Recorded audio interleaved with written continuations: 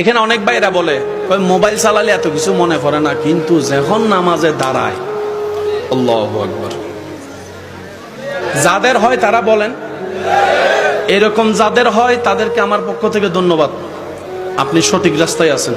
এখানে অনেকে আছে না, একবার উজু বানাইলে বারবার মনে সন্দেহ লাগে, হয়েছে না মনে হয় এটা তিনবার ধুইছি নাকি ধুই নাই, ভুল হয়েছে মনে হয়, কুলি কি করছি না করি নাই, অজু কি হয়েছে না হয় নাই, কাপড়ে কি ময়লা লাগছে না লাগে নাই।